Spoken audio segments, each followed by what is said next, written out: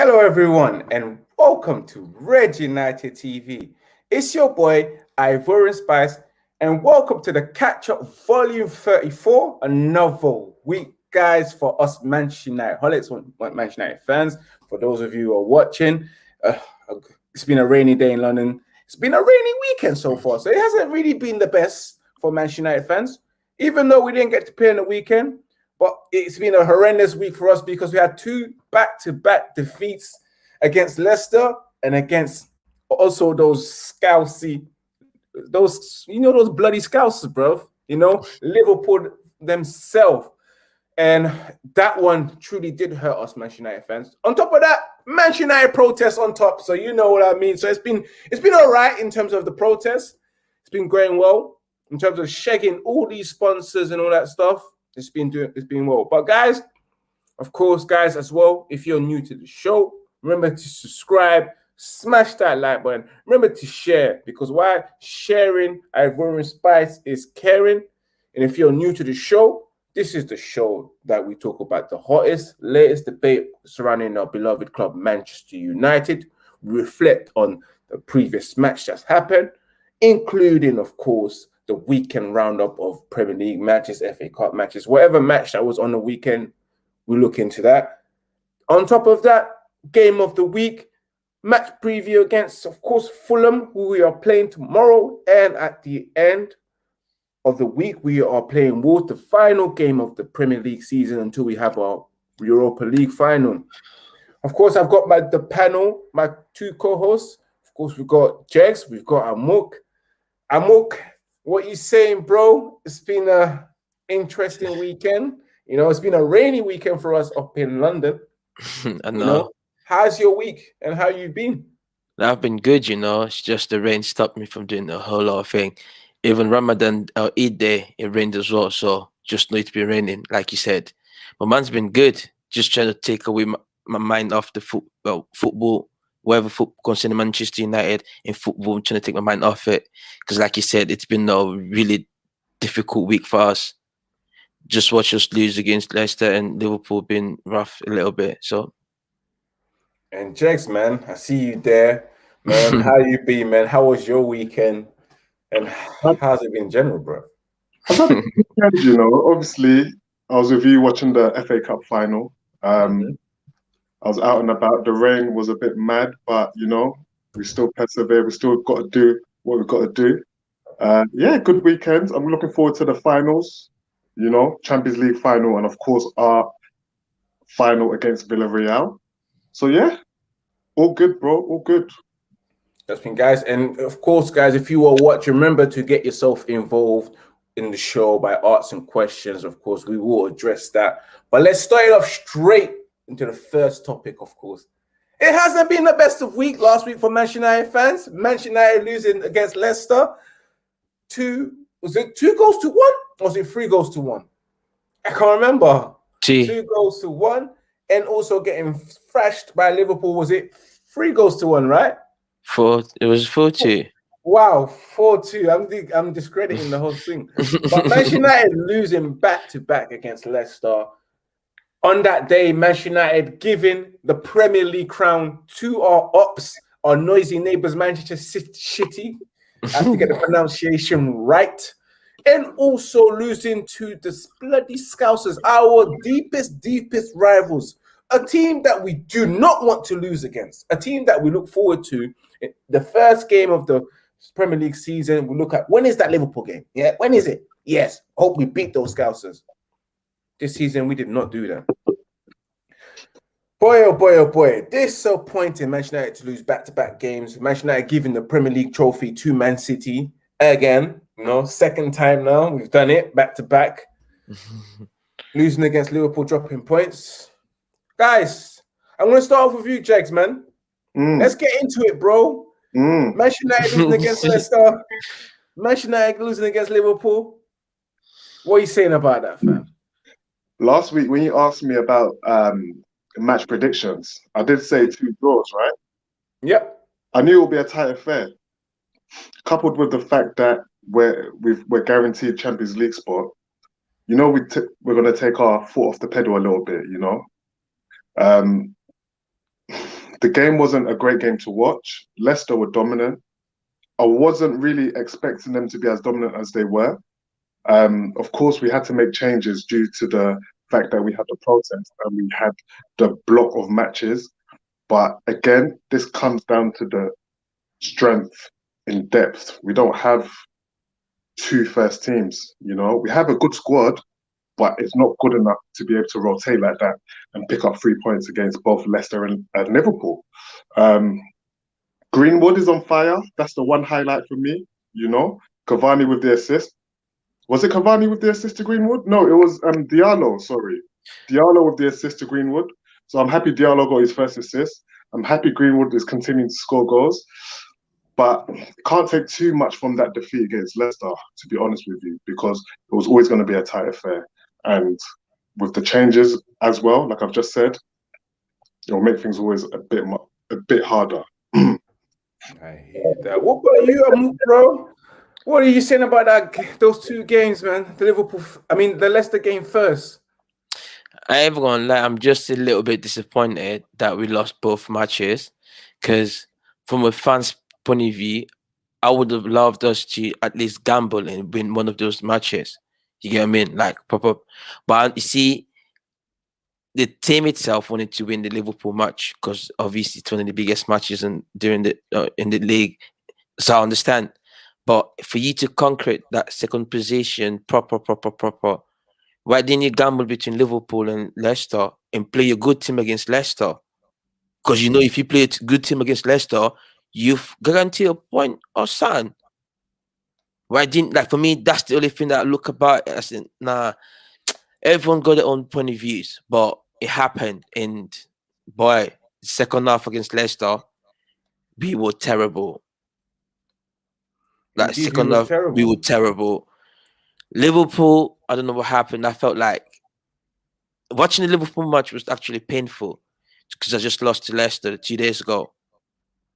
So I felt like the manager or the team themselves, I don't know. I want to put this on Oli, but I'm trying not to as well.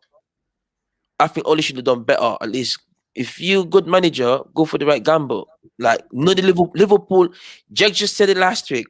They need to get to the Champions League position. They would do anything to win the games. And they've been on form. They've won the last few games before they play us. So, like, it was just upsetting. Watch us lose both games. It was really upsetting. The Liverpool hurts. The Liverpool one, definitely. That game, awful, man. It was almost like a training session. A lot of the game was like a training session, right? The guys were just literally back making this team look good. You're just making Liverpool look so good. And to be fair, Liverpool haven't been great this season. So that Liverpool game pained me much more so than the Leicester game. Obviously, that's because it just showed us that how far we are behind. We still can't even beat any of the top 16. We've only won 2 games. One was against Tottenham and one was against Man City. Everything else was being L's and draws. So, and then, guys, in that game, I know you said something about Leicester, the second half, where we capitulated, we looked tired. And it just showed a lot to me, that this shows whether Oli does rotate or not. Because you could see in the second half, the men were tired. They were getting slow. You can see these are players that haven't really been playing. And Oli's someone that says that I like to rotate. But you can see that he does not rotate, man. And in that game against Liverpool as well, boy, so disappointed. I'm not gonna lie to you. I was really annoyed because there were so many times opportunity with the ball. It was just again and again. What shit with the ball? You saw it times that we had opportunities to release, man. Too many touches. There's times where you saw Pogba galloping on the left-hand wing, making himself free, and Shaw just dribbling. Extra touch. And then you just lose the play. Right, guys. Another thing I want to ask you about that game. Of course, there's been spectacs. McTominay, Fred. I don't know how you guys felt in that game because, boy, McTominay, I think he's shit, honestly. He's a good squad player, but He He's gave the not ball there. away numerous of times. Go on then, Jex. Go on. He's a good squad player, you're right. And the question we need to ask is, would Scott get into any of the top 4 teams? Nope. First 11. And the answer is no, unfortunately. We've been banging on about this for 12 months, 18 months. And I think the majority of the fans have been saying the same. We're tired of seeing Scott and Fred together. We know what they can bring individually, but together, it's too safe. It's like you're just playing with the handbrake up when you've got both of them on there, you know? I still feel, I'm going to keep saying this until it happens, we need to find a DM.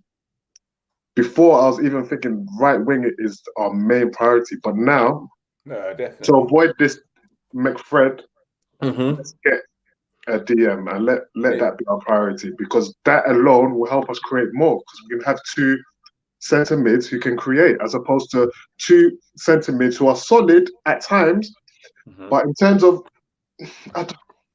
Fred keeps the ball ticking over, but he doesn't create. Scott is great off the box, but he doesn't create. So it's just all on Bruno.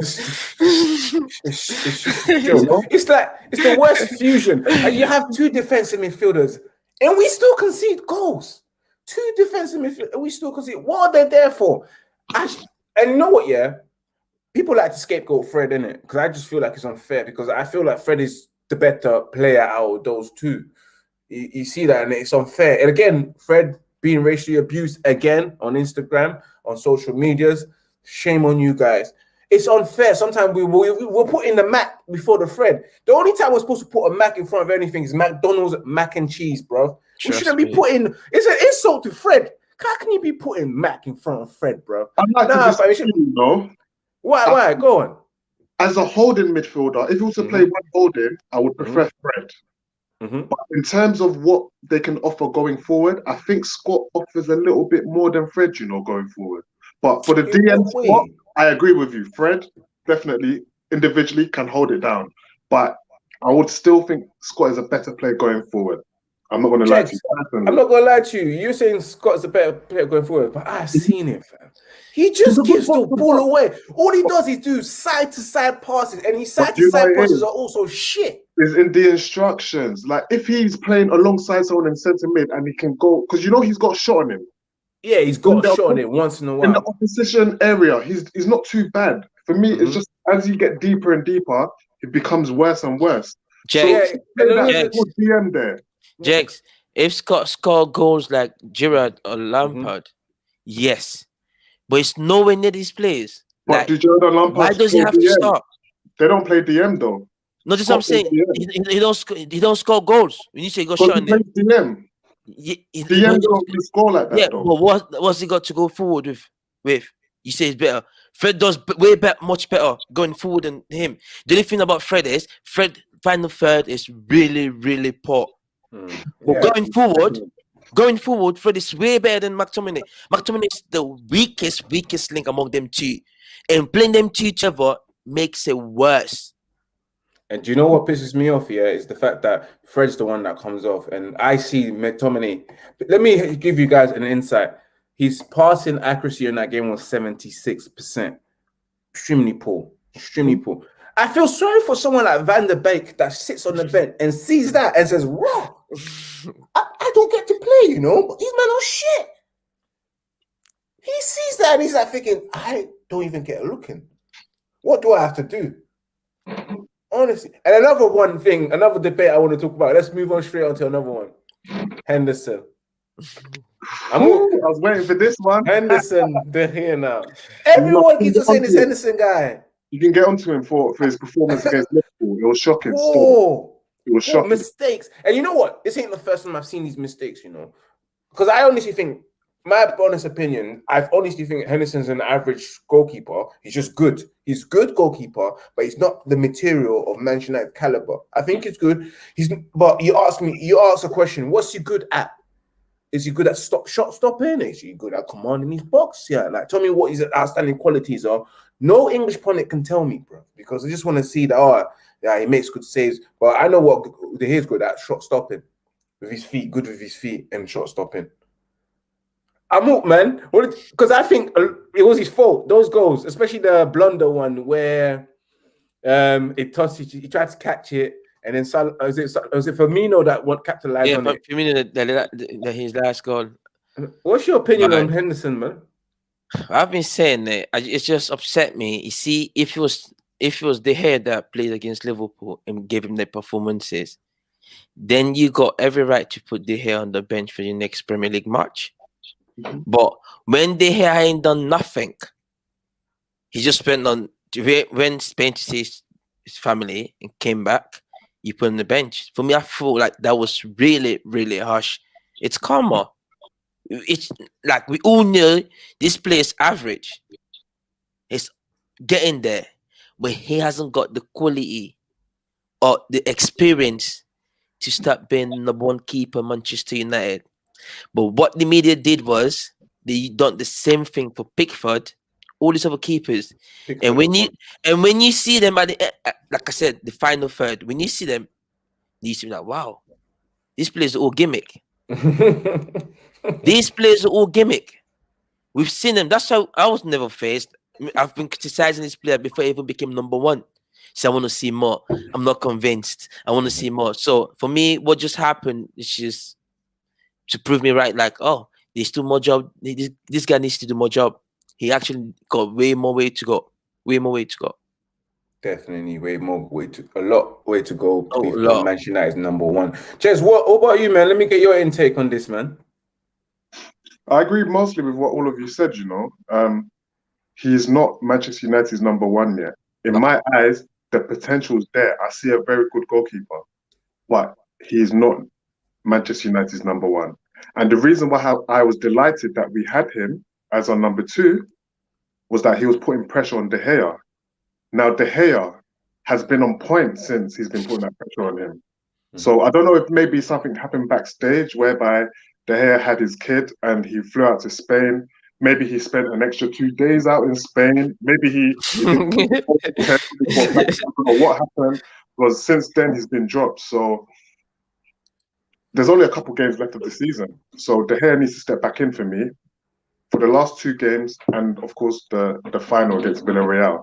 The one thing I would quickly say to defend Henderson, when De Gea first came to United under Alex Ferguson, he was not good when it came to corners. The aerial, he was poor. Physically, he was poor. He wasn't really commanding, but it took time and patience, and he blossomed into the world's best goalkeeper. Henderson, I don't think he can be the world's best. I hope I can be proven wrong, but I think with time, he will be a very, very good number 2 or even number 1 for Old Trafford. But just let's highlight one thing. He came to us at the age of 19 at a top talent, as a top talented goalkeeper, one of the best youngsters. And no one this guy came to the age of 24 to be first team of Man United. You see the talent, it's different. The talent is different. It's different. Let's get it twisted. And you got De Gea. De Gea didn't have no one really to. He got given chances because Ferguson trusted, gave this. You know what? I like this player. Let me give this player a chance. His first season, he was terrible.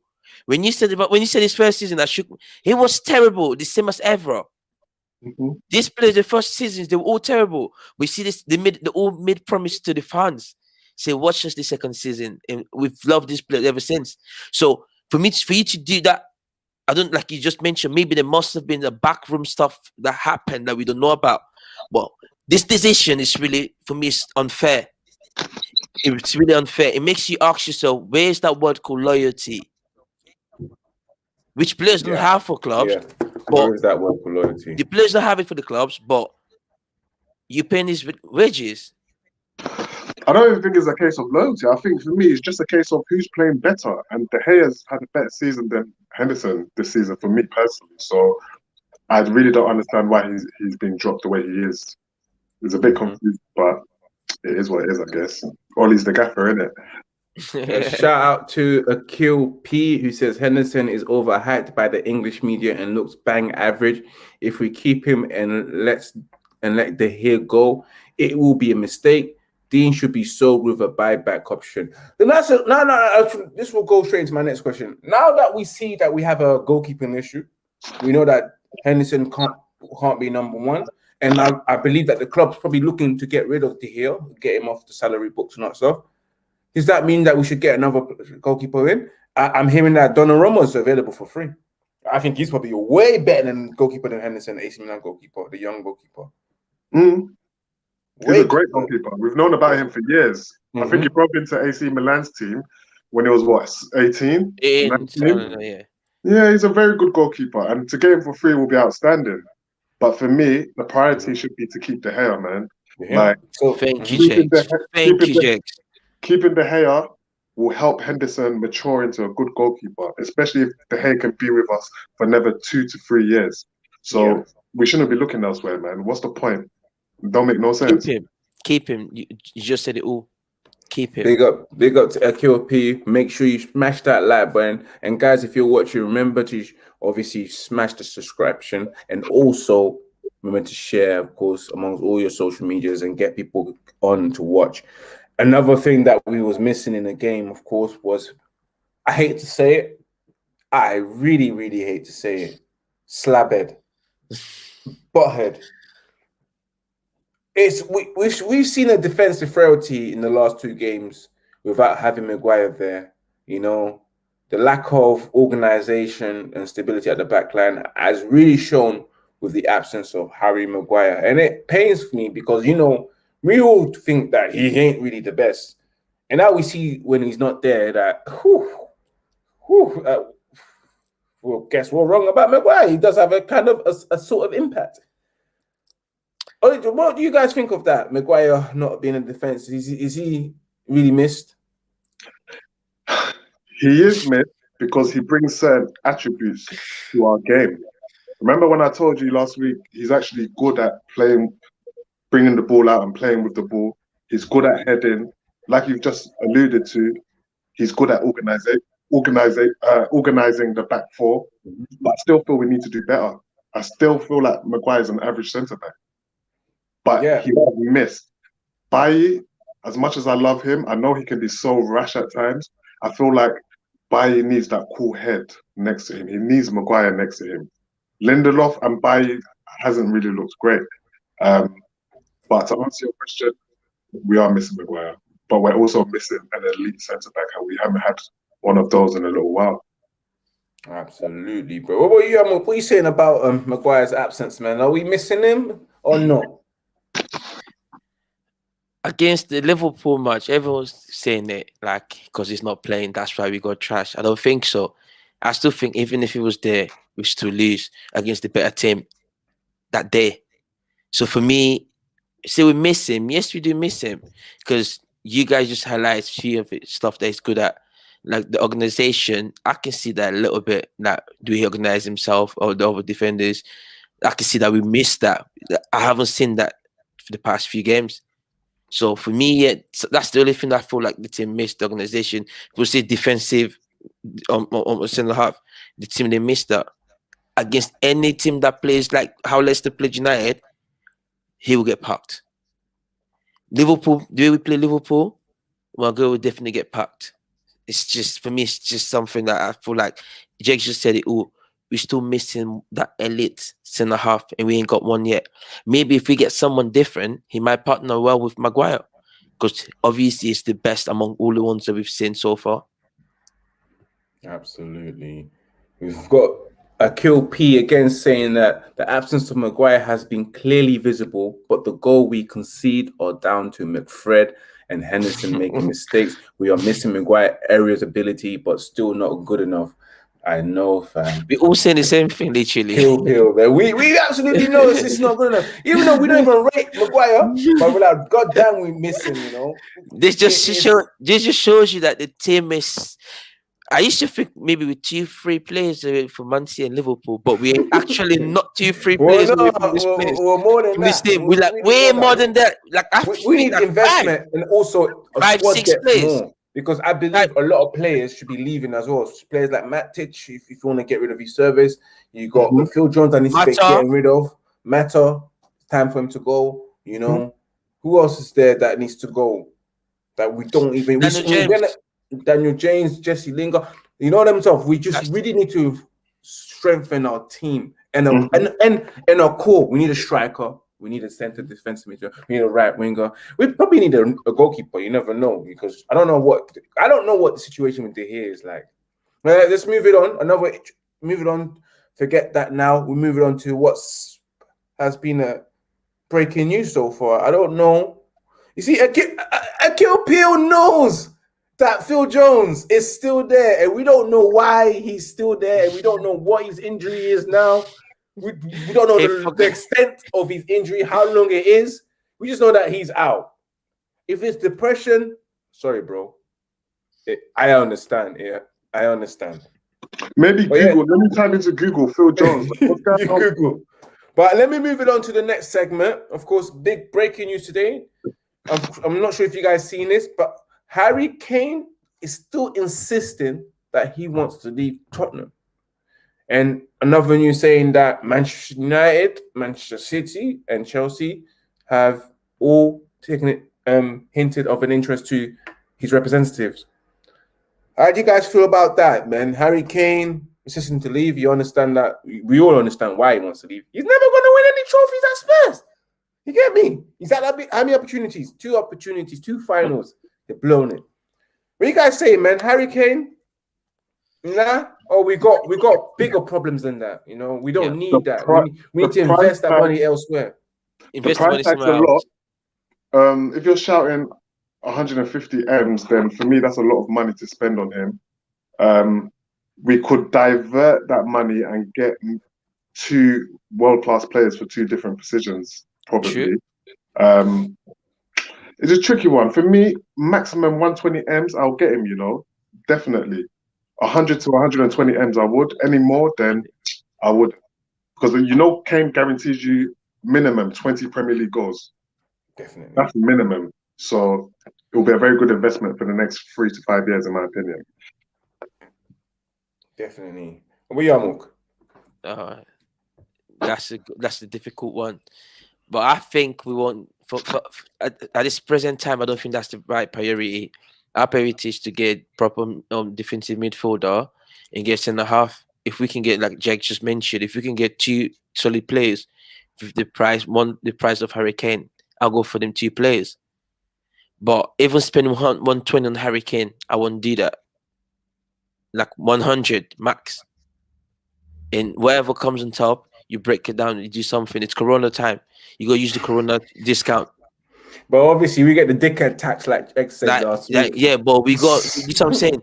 Get Corona discount. Everyone's getting Corona discount. So we should get Corona discount. No, we don't get Corona discount. We get dickhead tax for Manchester United.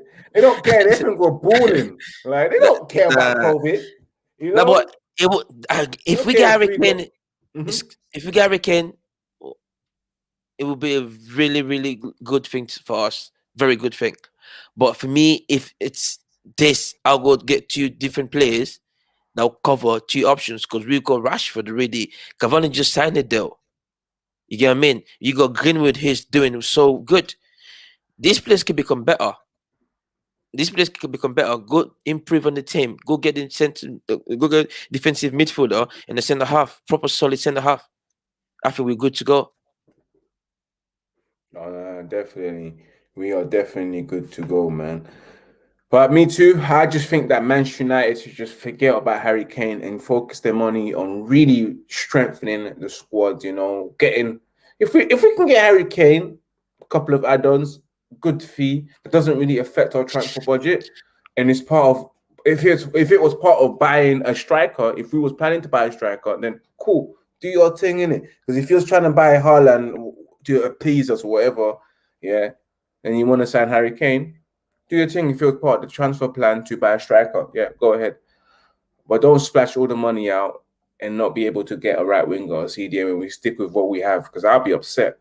Honestly, I will really be upset. But let me big up Akil Peel again. That is saying that we need a right winger, centre defensive midfielder, centre back, can't afford to sign Kane and have holes in the team. But we are ambitious. I will sell Martial, sign Kane, use Cavani as backup. But we still need Martial in the ring, though, because if we don't get a right winger, or we need a backup left winger or whatever. I want Martial and Rashford to fight for one position. And if we get Sancho and Greenwood can fight for one position, and then we get Kane then we're good. That's what you call elite squad. You got Rashford and Mateo fighting for one position. Greenwood is a youngster. Obviously, we see the potential. And Sancho here, I think the club should actually sign this time around. Because him coming back into that squad after injury, boy, he's been missed. That's what I got to say. Honestly. But let's move on again. Move up to the next segment. Of course, it's the weekend wrap up. Guys, as you're still watching, remember to subscribe.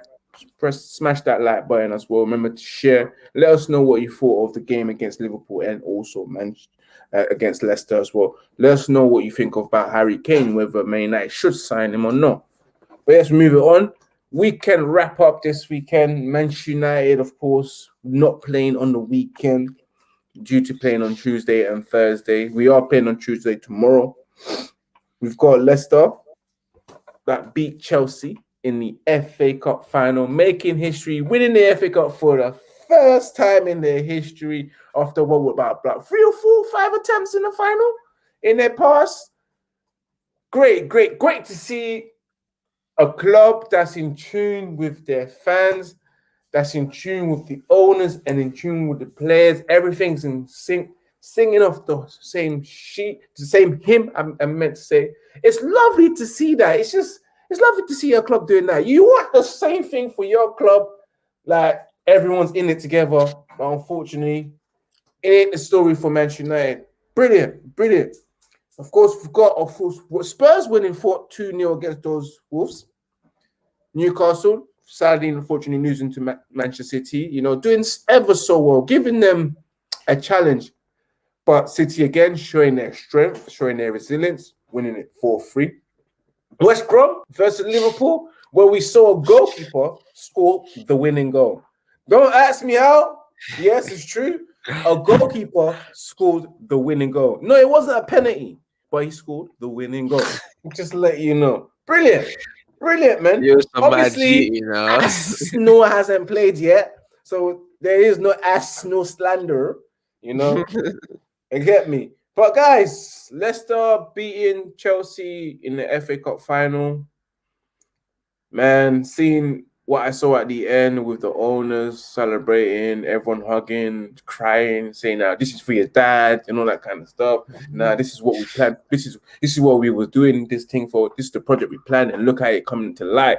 The type of talks there, You know them ones there. I know what the owner and the manager said. This is what we've been talking about. Yeah, you get me? It's beautiful, man. What did you guys think, man? Jags, let me start with you. Unmute yourself, Jags. It was good to see, as a neutral, we all loved it when Leicester won the Premier League. It was a great story, to see the underdog win. But now to see them win the FA Cup for the first time in over 100 years, another incredible story. And the fact that the owner came down to celebrate with the team the way he did. Not even that, they brought him down. They were like, no, you come here now. It was emotional. It was an emotional scene. I'm not going to lie. The way they were remembering his father in such a great way. The fact that they won the FA Cup, being the underdogs, it was a great scenes for football. And I was very happy to see Brendan Rodgers do that with his team, because Brendan Rodgers for me is a very great manager and he's done very, very well. This is the team that beat us in the quarterfinals. It could have been us. Can't be a hater.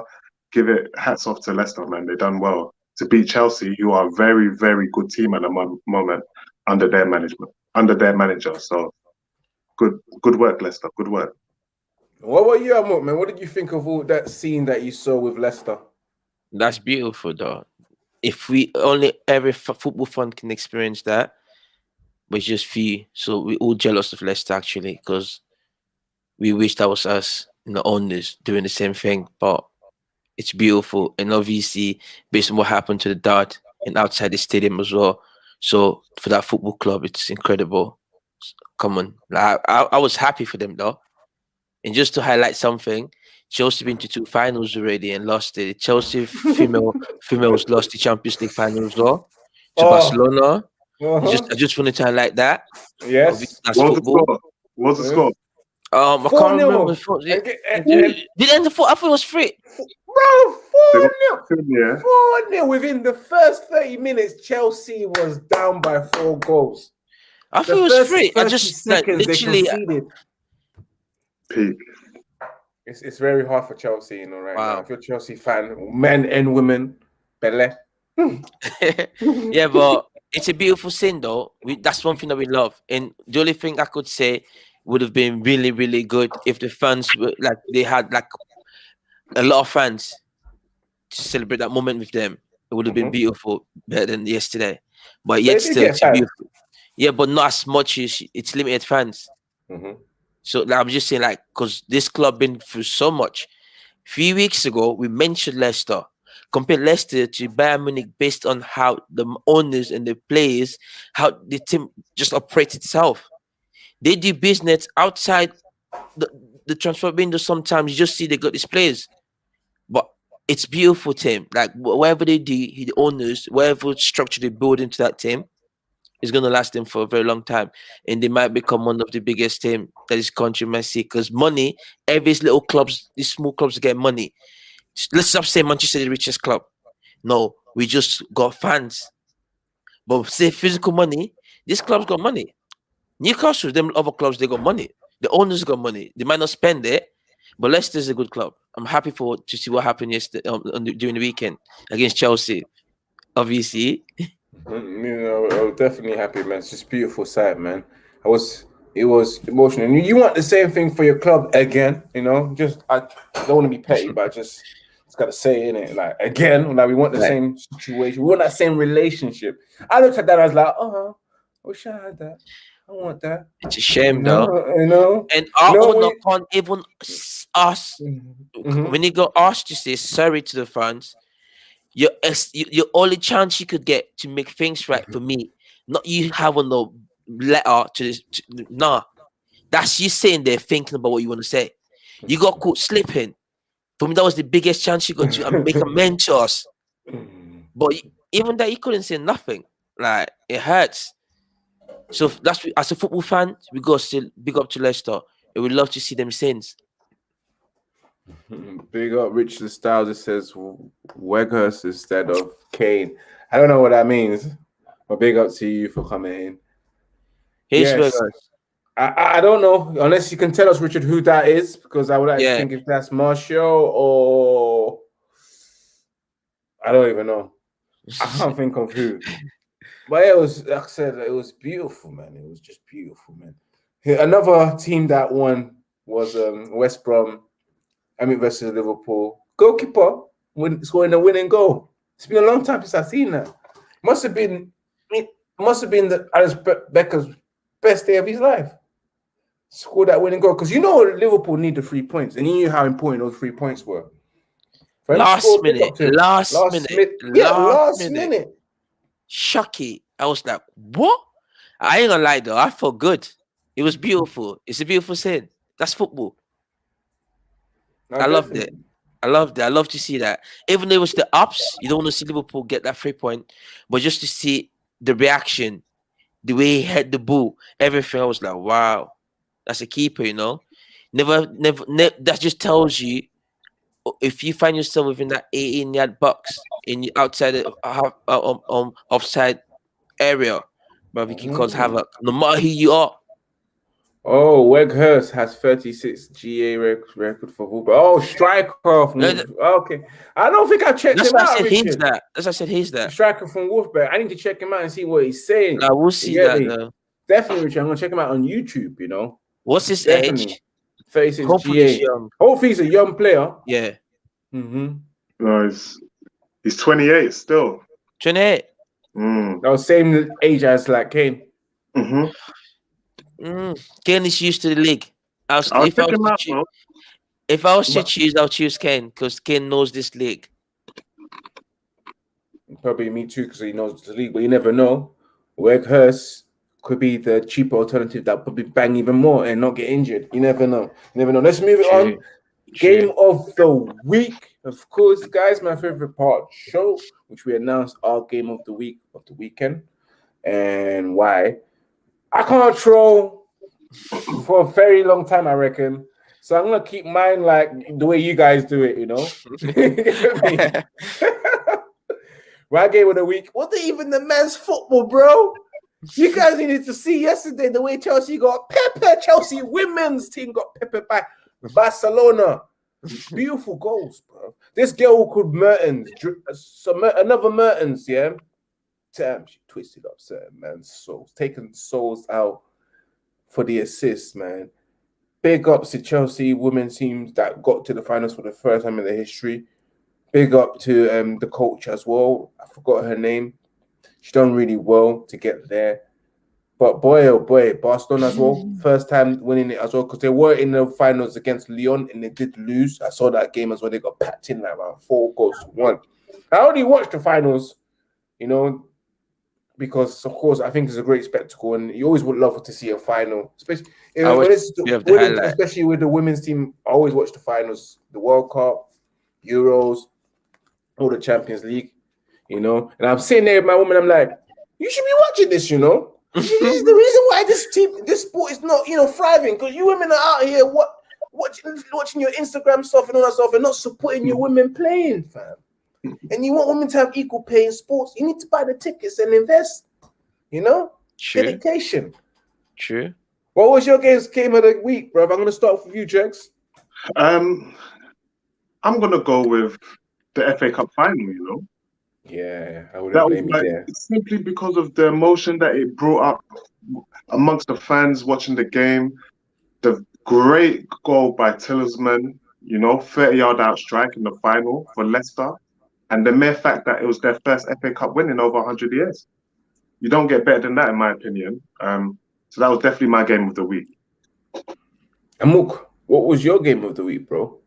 I would say the Liverpool game. Liverpool game was hectic. The tension was just too much. But like you mentioned before, we haven't seen the keeper score in the Premier League with that type for a very long time. So for us fans, it's just happy to see that. So I can say, do you know what? Whenever I'm talking to my kids in that, I can mention this, and we can also mention the Leicester. These are beautiful moments, you know. It's just a shame that it's not part of our club. But these are beautiful moments, like for football fans. It's beautiful yesterday what I saw, though. As much as I dislike Liverpool, I never want to see them win. But that goal made me feel some type of way, be like, there's something. It makes you believe in, what's it called, in your luck. I hate that, man. Brilliant, bro. Man selected the Ops though as his game of the week. I get that. Trust me. I will do the same thing sometimes. I've done it before. Don't blame him. Guys, let us know what your game of the week was during the weekend as well when you guys are watching. And also the guys who play back. And as always, remember to smash that like button. Remember to subscribe. And also remember to share. Moving on to the Manchester United versus Fulham. But before we move on to that, guys, I hope you know that Manchester United fans did protest again in the Liverpool game. You know, but this time Manchester United was tooled up with police and all that stuff, barricade. It's like, yo, you men, like, are you with us or against us? Like, are you really with us or against us? Like, they really wanted to get this match done. They don't lose money. You know, it's about money at the end of the day. The players came early, 5-6 hours early before the match. It was crazy because I saw the preparation was all. How can you have gimme buses and all that stuff just to fool the fans? Like 2 coaches that go to the team hotel. Like seriously, so you must spend ROPs on that. You know that costs money to get the feds out. You know. Sure. It costs money to do 2 coaches. You know, decoys.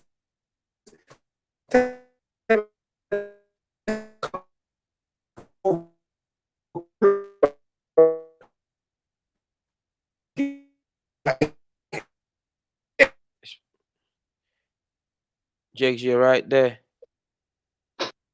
Hello. Yo, Pat. Finessing them on Trustpilot as well. Sorry, guys, did I blank out a bit? Yeah. Oh, yeah. Sorry, I thought so. I thought so, but yeah, I'm back.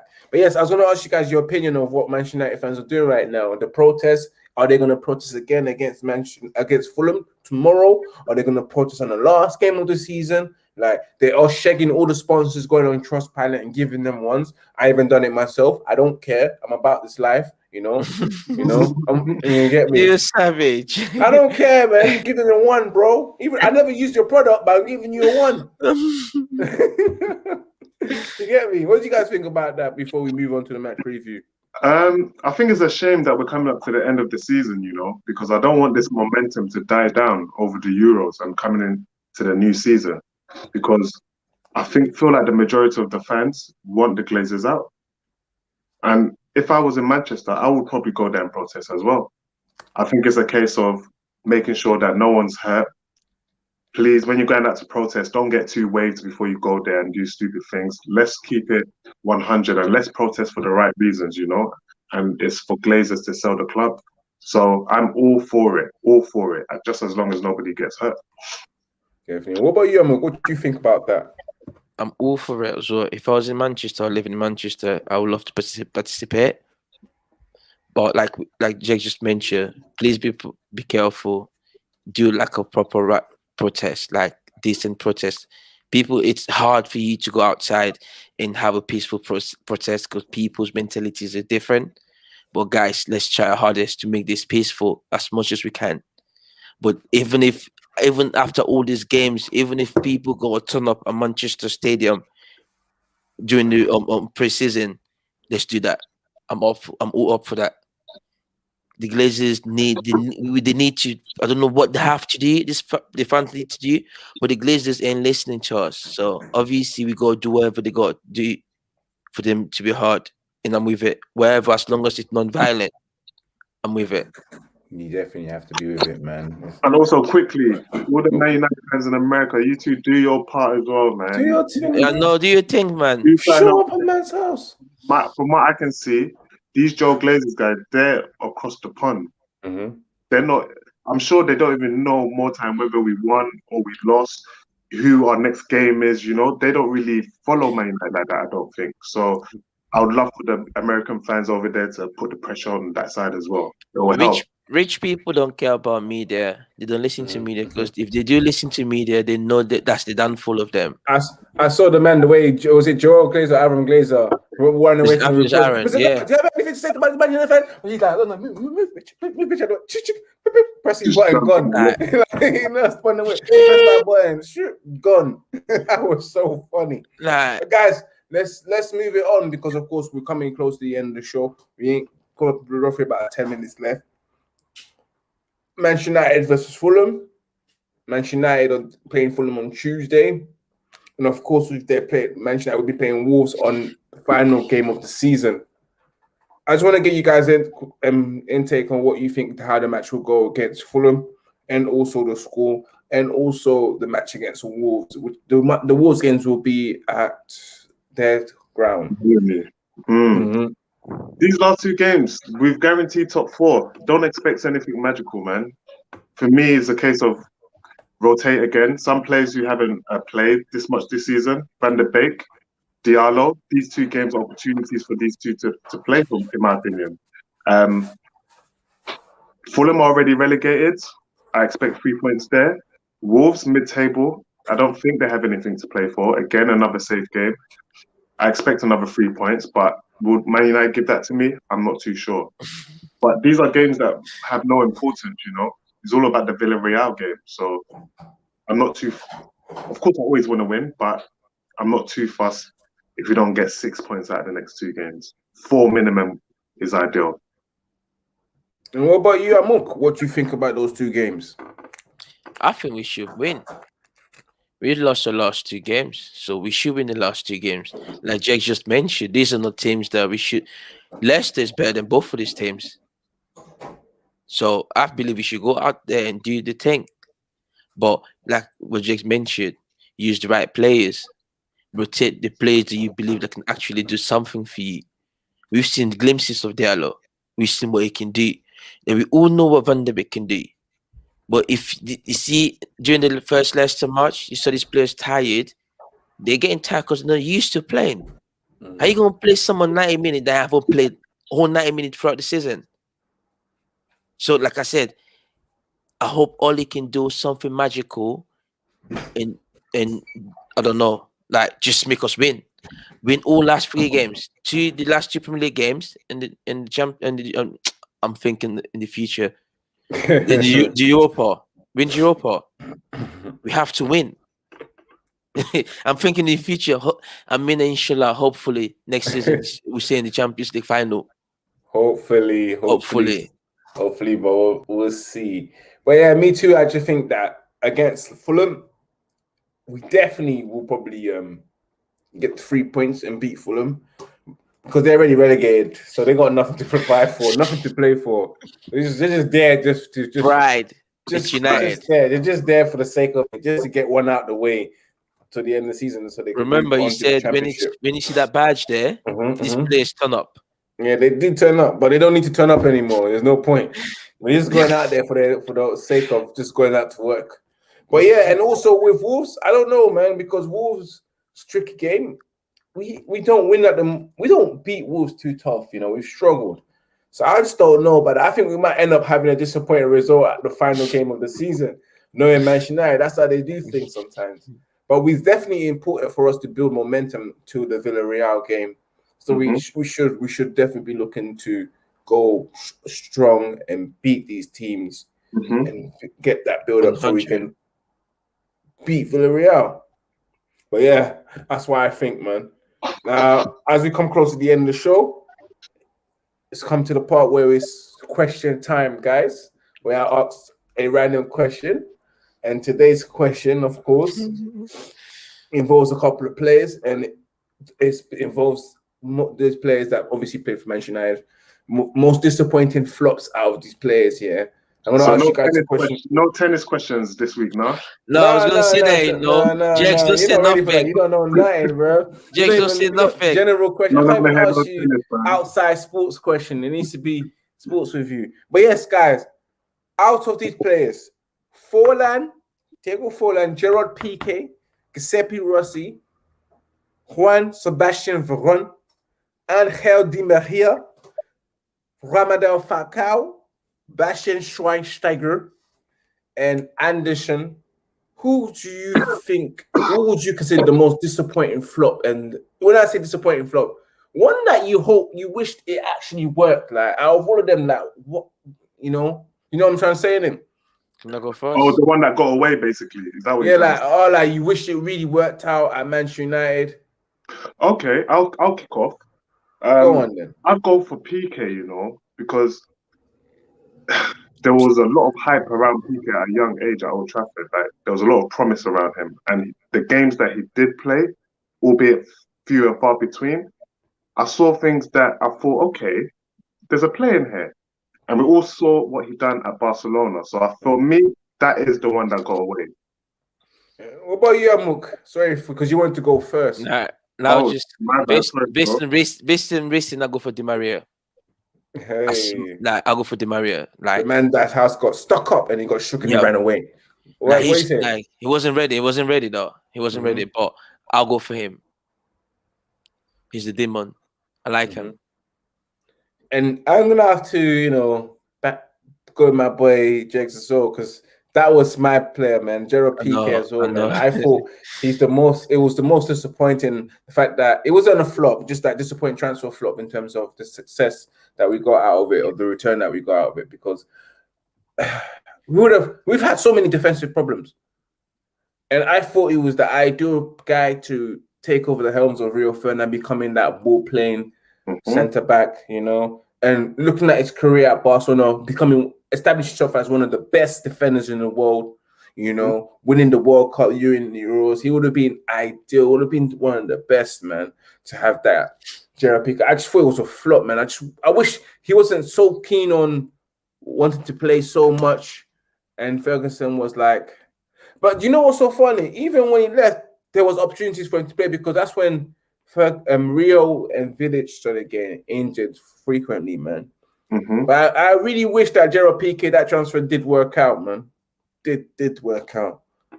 But yes, guys. Guys, Let us know what yours was as well if you guys are watching as well. Let us know in the comments as well.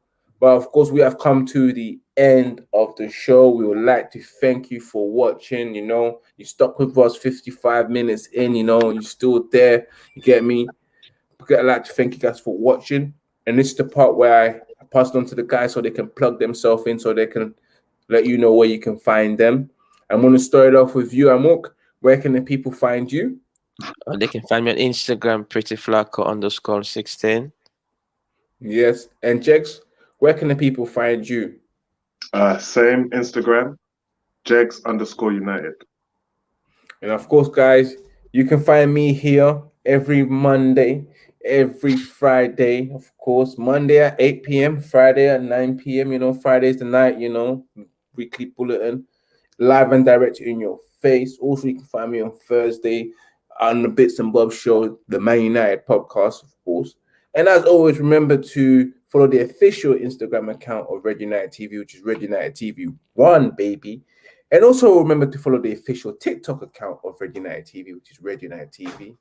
And also remember to follow my personal Instagram account, which is Ivorians_Spice, same as Twitter, and also the Snapchat. And also remember to subscribe, smash that like button. Remember to share, because why? Sharing Ivorian Spice is caring. And last but not least, as always, I don't know. I don't want yo the man them. You need to close your ears, you know. For the ladies now listen to me, ladies. Remember to share the link, you know, this link to your ex-boyfriends. Remember to share the link to your current boyfriends. Remember to share the link to the guy that's been the guy that's been buying you food at lunch at work all this time, hoping that he'll get some, but he'll never ever get it. Never.